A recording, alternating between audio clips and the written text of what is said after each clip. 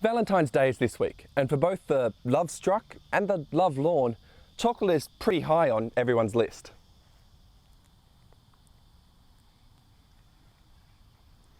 But the thing about chocolate is that it's actually fermented.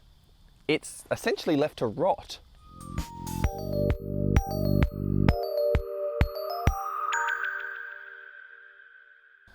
Chocolate itself is incredibly sweet, rich, and deeply flavoured.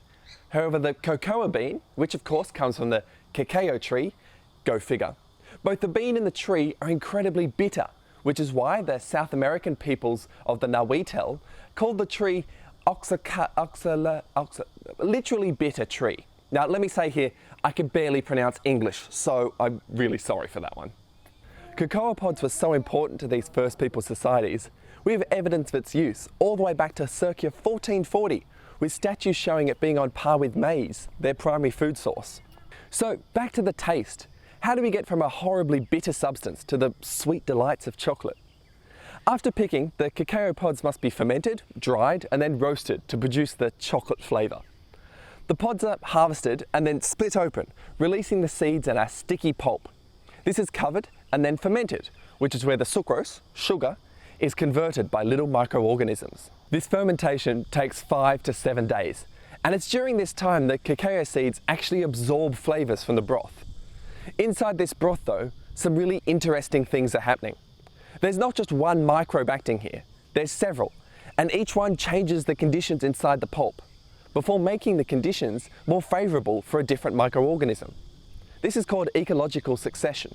These microorganisms, by the way, they're essentially an introduced species, contaminating the harvesting process when workers' blades split open the pods.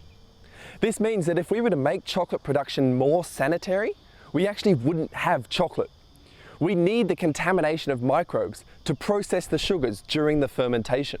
Oddly enough, it's pretty fair to say that we would never have discovered chocolate in modern times.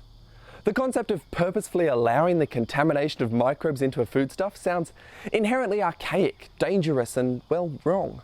Well, I mean, except for cheese, wine, beer, bread, yogurt, vanilla, prosciutto. This episode was written and produced by me, Nathan Chapman. My camera operator is Emily Sable-Smith, and I'd like to give a huge thanks to the Wollongong Botanic Gardens for having us here in the Rose Garden today. And now on to the final tidbit.